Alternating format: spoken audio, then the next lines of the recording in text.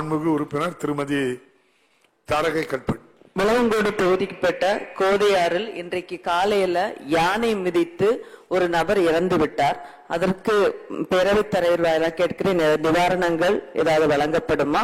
மேலும் அது அடிக்கடி வந்துட்டு அந்த இடத்துல வந்துட்டு யானை மிதிச்சு ஆட்கள் இறக்குறது நடக்கு, ஏதாவது பண்ண முடியுமான்னு பேரவைத் தலைவருக்கு. அவங்களுக்கு நிதி உதவி வேணும்னு நிதி உதவி எனக்கு வேணும். அமைச்சர். பேரவைத் தலைவர் அவர்களே, இந்த துரதிருஷ்டவசமான சம்பவம் இன்று காலை நிகழ்ந்ததையொட்டி அரசின் சார்பாக 10 லட்சமும் வனத்துறை சார்பாக 10 லட்சமும் வழங்கப்பட்டுள்ளது என்பதை தெரிவித்துக் கொள்கிறேன். நன்றி சொல்லிருமா? மிக நன்றி. மாண்புமிகு உறுப்பினர் கிரி.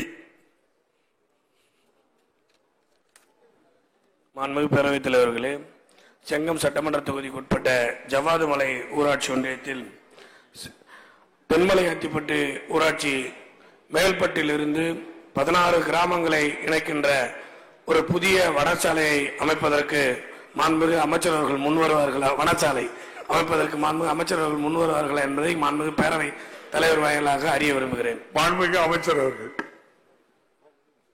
மாண்புமிகு பேரவைத் தலைவர் அவர்களே, வனச்சாலைகளை பொறுத்தவரைக்கும் ஒரு விஷயங்கள் கருத்தில் கொள்ள வேண்டும். அந்த சாலை 1980க்கு முன்பாக உள்ளதா இல்ல 1980க்கு பின்பாக உள்ளதா என்பதை அந்த வன சாலைகள் ஃபாரஸ்ட் ரெஜிஸ்டர் அட்டவணையில் இருக்கா என்பதை ஆராய வேண்டும்.